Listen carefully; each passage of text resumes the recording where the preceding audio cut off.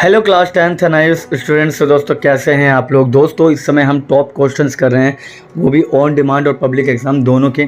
तो कई बच्चों ने बोला कि सर ये तो सिर्फ पब्लिक एग्ज़ाम दिखा रखा है आपने कि अक्टूबर में पास होने वाला, अब क्या ये जो क्वेश्चन आंसर है ये ऑन डिमांड में भी आएंगे?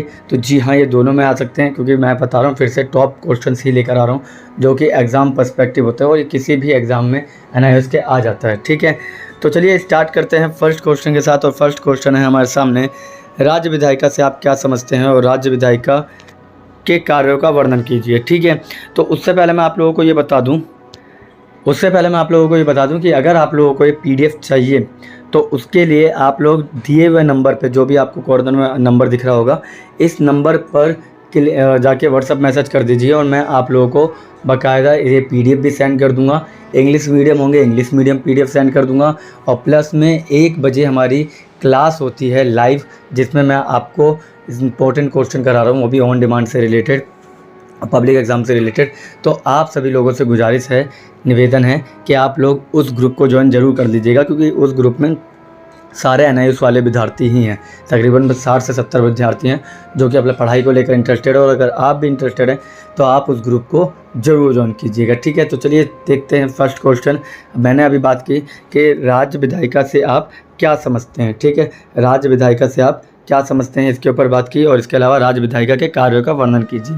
तो सबसे पहले है कि राज्य विधायिका एक संवैधानिक संस्था है जो एक भारतीय राज्य के कानून बनाने और उन्हें पारित करने पर कार्य करती है। ठीक है, तो राज्य विधायिका जो है ना, वो क्या करती है, वो एक संस्था है, और संस्था कौन सी है, संवैधानिक संस्था है। ठीक है, संवैधानिक संस्था क्या होती है, संवैधानिक संस्था मतलब होता है कि जो संविधान के द्वारा बनी होती है। ठीक है, तो संविधान के द्वारा बनाया गया है और इसे किसी भी राज्य में कानून बनाने के लिए इम्पोर्टेंट समझा जाता है। ठीक है, तो कानून बनाने के लिए विधायिका की बहुत ज़रूरत पड़ती है, राज्य विधायिका की।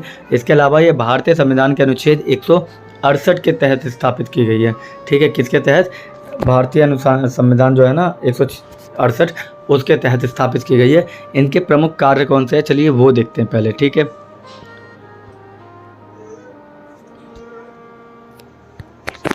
तो पहला जो कार्य है हमारे सामने वो है विधायी कार्य। विधायी कार्य मतलब होता है कि राज्य विधायिका का मुख्य कार्य जो होता है ना, वो कानून बनाना और पारित करना होता है। ठीक है, समझ में आ गया। और उसके बाद विधानसभा या विधान परिषद में इसे पेश किया जाता है। अब कुछ राज्यों में विधानसभा होती है और कुछ राज्यों में विधान परिषद होती है। ठीक है, और कुछ राज्यों में दोनों ही होती है। ठीक है, समझ में आ गया। बाकी आप खुद देख लीजिएगा कि किसमें कौन कौन से राज्यों में विधान परिषद है, वो 8 राज्यों में आप देख लेना कौन कौन से है। ठीक है, चलिए, तो विधान परिषद के अंदर क्या होता है, इन समितियों के बारे में, जो भी समितियां बनाई जाती है, विधानसभा और विधान परिषद जो होती है ना, वो उन समितियों का निरीक्षण करती है कि भाई वो समितियाँ सही बनी है या नहीं बनी है। ठीक है, चिंतन करती है, सुधार करती है, कानून की रूपरेखा तैयार करती है। ये सब कुछ काम होता है क्या, राज्य विधायिका का। ठीक है, समझ में आ गया, विधायी कार्य। ठीक है, इसके बाद कार्यपालिका पर नियंत्रण होता है। कार्यपालिका मतलब होता है कि जो भी गवर्नमेंट में काम कर रहे हैं, ठीक है, जो भी लोग गवर्नमेंट में काम कर रहे हैं उन पर नियंत्रण होता है किनका, इन राज्य विधायिका का। ठीक है, सार्वजनिक नीतियों को लागू करते हैं, धार्मिकता, पारदर्शिता और कारगर इसके अंदर लागू होती है। ठीक है, तो मतलब ये एक तरह से है कि ये सबसे ऊपर कंट्रोल करती है राज्य के अंदर किसी भी चीज़ के ऊपर। ठीक है, इसके बाद थर्ड आता है निर्वाचन कार्य। इसमें भाई वोटिंग सही तरीके से होनी चाहिए। ठीक है, जो भी चुनाव वगैरह हो रहे हैं राज्य के अंदर, तो ये राज्य विधायिका तय करती है कि वोटिंग जो है वो क्या होनी चाहिए, सही तरीके से वोटिंग होनी चाहिए। ठीक है, क्लियर। इसके अलावा संविधान संशोधन से संबंधित कार्य भी किए जाते हैं। ठीक है, यानी कि संविधान संशोधन जो होता है ना, कि भाई किसी राज्य को संविधान की ज़रूरत पड़ रही है, यानी संविधान के संशोधन की ज़रूरत अगर किसी राज्य को पड़ रही है ना, तो उसके लिए भी इसकी ज़रूरत पड़ती। ठीक है, तो ठीक है, तो मैंने कहा कि संविधान संशोधन से संबंधित कार्य जो होते हैं उसमें क्या होता है कि राज्य के अंदर अगर किसी कानून के अंदर संशोधन की ज़रूरत पड़ती है या राज्य को डिमांड होती है कुछ नए कानूनों की, तो उसके तहत हम क्या करते हैं, इसको लेकर आते हैं, यानी कि राज्य विधायिका के तहत हम संविधान संशोधन भी कर सकते हैं। क्लियर, ये 4 पॉइंट क्लियर हो गए होंगे, और नहीं क्लियर हुआ तो कोई बात नहीं, दोबारा डबल स्पीड में से सुन लीजिएगा। ठीक है, चलिए तो आगे देखते हैं। अगला क्वेश्चन है हमारे सामने, राज्यपाल की नियुक्ति कैसे होती है और राज्यपाल की निम्नलिखित शक्तियों को लिखिए। है। ठीक है, यानी कि राज्यपाल क्या होता है, मतलब उसकी नियुक्ति कैसे होती है और उसकी शक्तियों के बारे में लिखिए। ठीक है, राज्यपाल जो होता है ना, वो 155 के अनुसार राज्यपाल का जो नियुक्ति है ना, वो राष्ट्रपति द्वारा होती है। और ये मान लीजिए कि भारत के अंदर हर राज्य के अंदर एक राज्यपाल और एक मुख्यमंत्री हो गई, है ना। और ज़्यादातर समय में ऐसा होता है कि राज्यपाल और मुख्यमंत्री अलग अलग पार्टी के होते हैं, तो ज़्यादा कॉन्फ्लिक्ट देखने को हमको राज्य में मिलते हैं। फॉर एग्जांपल दिल्ली के अंदर हम जानते हैं कि दिल्ली के अंदर हमारे जो राज्यपाल है वो बीजेपी से है और जो मुख्यमंत्री है वो तो आम आदमी पार्टी से, ठीक है। तो कहीं ना कहीं प्रॉब्लम हमें देखने को मिलती है, फेस करने को मिलती है। चलिए तो अभी बात करते हैं, पहले तो योग्यताएं कौन कौन सी होनी चाहिए राज्यपाल होने के लिए। तो पहले तो भारत का नागरिक होना चाहिए, ठीक है। उसकी न्यूनतम आयु जो है वो 35 वर्ष होनी चाहिए। वह अपने कार्यकाल के दौरान किसी लाभ के पद पर आसीन न हो, यानी कि वो ऑलरेडी आईएएस की नौकरी करते करते राज्यपाल नहीं बन सकता, उसके लिए आईएएस की नौकरी छोड़नी पड़ेगी। इसके अलावा निम्नलिखित शक्तियाँ भी हैं, और शक्तियाँ किस प्रकार की हैं, चलिए उसके बारे में बात करते हैं। तो पहली शक्ति जो है ना राज्यपाल की, वो क्या है हमारे सामने कि राज्यपाल की कार्यकारी शक्तियाँ राज्य सरकार, मतलब ये मान लो कि राज्यपाल की जो कार्यकारी शक्ति होती है वो ये होती है कि राज्यपाल नियुक्ति करता है किसकी, मुख्यमंत्री की, और मुख्यमंत्री की नियुक्ति के अलावा वो मंत्रालय की भी नियुक्ति करता है। जो एक स्टेट के अंदर आपने अलग अलग मंत्री देखे होंगे ना, तो मुख्यमंत्री की सिफारिश पे राज्यपाल क्या करता है, मुख्यमंत्री के साथ साथ काफ़ी लोगों को नियुक्त करता है, ठीक है, समझ में आ गया, काफ़ी लोगों को नियुक्त करता है, ठीक है। इसके बाद है सेकंड राज्यपाल की विधायी शक्तियाँ। विधायी शक्तियाँ मतलब होता है कि विधान सभा और विधान परिषद पे राज्यपाल का भी एक हेड होता है, ठीक है, एक हाथ होता है कि वो भी ऊपर हेड होगा। मगर एक बात है कि विधानसभा को वो भंग कर सकता है मगर विधान परिषद को वो भंग नहीं कर सकता है, ठीक है। इसके अलावा थर्ड पॉइंट है राज्यपाल की जो वित्तीय शक्ति, मतलब होता है कि राज्यपाल नियुक्त करता है कि किस तरीके से मुख्यमंत्री को कितना बजट देना चाहिए, और किसी तरह का अगर टैक्स वगैरह होता है तो राज्यपाल के साइन के साथ ही वो टैक्स लागू होते हैं, ठीक है, किसी भी राज्य में, ठीक है, समझ में आ गया, यानी कि मिलके काम करने का ही काम होता है।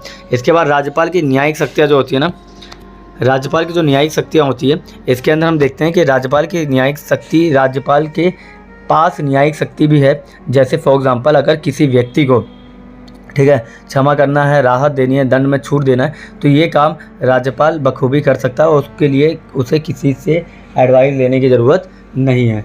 क्या नहीं है, एडवाइस लेने की ज़रूरत नहीं है, ठीक है। तो ये था सेकंड क्वेश्चन। चलिए थर्ड क्वेश्चन देखते हैं। थर्ड क्वेश्चन क्या है हमारे सामने, और थर्ड क्वेश्चन है भारत के प्रधानमंत्री की शक्तियाँ एवं कार्यों का परीक्षण कीजिए, ठीक है। भारत के प्रधानमंत्री की शक्तियों एवं कार्यों का परीक्षण कीजिए। चलिए बात करते हैं इसी पे। जब मैं भारत के प्रधानमंत्री और उनकी शक्तियों का वर्णन करता हूँ तो उसमें एक चीज़ नोटिस करने वाली ये है कि राष्ट्रपति तो राज्य का प्रमुख होता है मगर प्रधानमंत्री सरकार का प्रमुख होता है। और अनुच्छेद केवल 75 ये कहता है कि राष्ट्रपति जो है ना वो प्रधानमंत्री की नियुक्ति कर सकता है, ठीक है। भारतीय प्रधानमंत्री बनने के लिए एक व्यक्ति को भारत का नागरिक होना चाहिए, ठीक है, राज्यसभा या लोकसभा का सदस्य होना चाहिए, और इसके अलावा उसकी न्यूनतम आयु जो है वो कितना होना चाहिए, लोकसभा में 25 वर्ष और राज्यसभा में 30 वर्ष, और दोनों में से किसी भी एक सदन का वो क्या होना चाहिए, हेड, मतलब एक सदन में होना ही चाहिए वो, ठीक है, या तो राज्यसभा में या फिर लोकसभा में, ठीक है, समझ में आ गया। इसके बाद मैंने बताया प्रधानमंत्री की शक्ति एवं कार्य की जब बात करता हूँ तो देश का जो नेता होता है भारत का प्रधानमंत्री होता है, ठीक है, भारत का प्रधानमंत्री देश का नेता होता है। पोर्टफोलियो बांट सकता है, यानी कि जितने भी मंत्री परिषद होते हैं, ठीक है, यानी मंत्री हमें जो सेंट्रल में देखने को मिलते हैं वो सारे के सारे जो है ना वो किसके हाथ में होते हैं, वो सारे के सारे पीएम के हाथ में होते हैं, ठीक है, वो सारे के सारे पीएम के हाथ में होते, वो सारे के सारे पीएम के हाथ में होते हैं जितने भी पोर्टफोलियो आवंटन करना है, ठीक है। इसके अलावा हम देखते हैं कि पोर्टफोलियो आवंटन तो हो गया, इसके अलावा हम देखते हैं कि ये सदस्यों के बीच में कोई महत्वपूर्ण मतभेद नहीं होगा, ये काम भी ये देखता है। जैसे फॉर एग्जांपल दो लोग हैं वो आपस में लड़ रहे हैं तो इसका फैसला कौन करेगा, प्रधानमंत्री करेगा अपने पार्टी में, क्लियर, समझ में आ गया। इसके बाद देश का आधिकारिक प्रतिनिधि जो होता है ना वो प्रधानमंत्री होता है, ठीक है। राष्ट्रपति और मंत्रिमंडल के बीच का जो रास्ता होता है ना, यानी एक ब्रिज जो होता है वो भी हमारा प्रधानमंत्री होता है, ठीक है। राष्ट्रपति को सूचित किया जाएगा हर एक फैसलों से, निर्णय से, क्योंकि आखिर में साइन भी तो उन्हीं के होने, ठीक है। इसके अलावा कुछ मंत्रालयों में इनकी पकड़ डायरेक्ट होती है, जैसे नीति आयोग, कैबिनेट के लिए नियुक्ति, ठीक है, परमाणु ऊर्जा, परमाणु कमान शिकायत, ठीक है, ये सारी की सारी चीज़ें जो है ना वो प्रधानमंत्री के हाथ में होता है, ये सारे मंत्रालय। इसके बाद हम 7 देखते हैं, मुख्य सलाहकार भी राष्ट्रपति के यहाँ यही होता है, यानी प्रधानमंत्री से वो सलाह लेकर भी काम राष्ट्रपति कर सकता है, क्लियर, समझ में आ गया। तो ये तीसरा क्वेश्चन था। चलिए लास्ट क्वेश्चन देखते हैं। क्या लास्ट क्वेश्चन है, भारत का जो राष्ट्रपति है उसकी मुख्य शक्तियाँ बताइए। देखिए भारत का जो राष्ट्रपति है ना वो राज्य का प्रमुख होता है, यानी कि देश का पहला व्यक्ति अगर कोई माना जाएगा तो वो कौन है, वो है हमारे राष्ट्रपति, ठीक है, सबसे प्रमुख। और उसके बाद ये है कि सारी जिम्मेदारी भी इन्हीं के हाथ में होती है, सारे कर्तव्य इनके हाथ में होते हैं, कोई फैसले पे साइन इनका नहीं होगा, इनके बिना कहीं जा ही नहीं सकता, ठीक है। तो राष्ट्रपति की शक्तियाँ कौन कौन सी सुनना। शक्तियों में पहले तो है कार्यपालिका संबंधित शक्तियाँ। इसके अंदर क्या होता है, मंत्रिपरिषद में जितने भी फैसले होंगे सब पे साइन करना किसका काम है, कार्यपालिका का, है ना। तो उसके ऊपर जो राष्ट्रपति बैठे हुए हैं उनके साइन सबसे पहले लगेंगे। यानी यूपीएससी भी अगर कोई करता है ना तो उसकी भी कहाँ पे नियुक्ति होनी है, उसमें भी राष्ट्रपति के साइन होते हैं, ठीक है। इसके अलावा राष्ट्रपति सेना के तीनों अंगों पर अपना वर्चस्व लगाते हैं, यानी थल सेना, जल सेना, वायु सेना, तीनों का अध्यक्ष कौन होता है, जो मेन अध्यक्ष होता है वो राष्ट्रपति होता है, बाकी नियुक्ति करते हैं अलग अलग अध्यक्षों की राष्ट्रपति।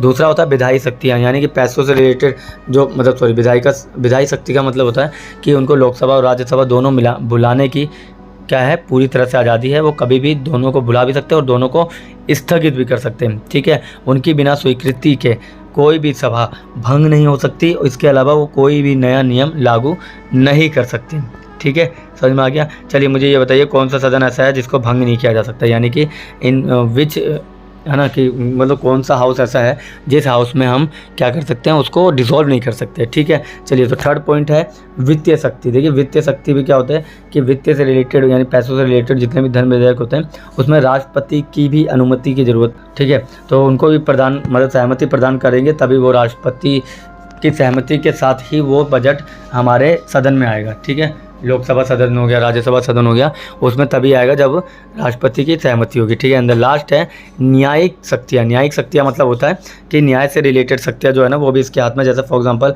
राज्यपाल के पास था ना क्षमा करने की वो, मगर इसके पास क्षमा करने की कुछ ऐसी है कि ये किसी की फांसी को भी क्या कर सकता है, उम्र कैद में तब्दील कर सकता है, यानी माफ़ कर सकता है, कम कर सकता है या स्थगित कर सकता है, क्लियर। तो राष्ट्रपति के पास कितनी सारी पावर होती है वो हमने जान लिया। अगर आप लोगों को ये पीडीएफ चाहिए तो आप मुझे कमेंट बॉक्स में पूछ सकते हैं या फिर इस नंबर पे मैसेज कर सकते हैं, इससे हम आपको व्हाट्सएप ग्रुप में ज्वाइन कर देंगे, उसके बाद हम लोग आपको ये पीडीएफ प्रोवाइड कर देंगे। बाकी आपको हमारी क्लास चाहिए तो दोपहर 1 बजे हम लाइव आते हैं, आप हमारी क्लास को ज्वाइन कर सकते हैं, ठीक है।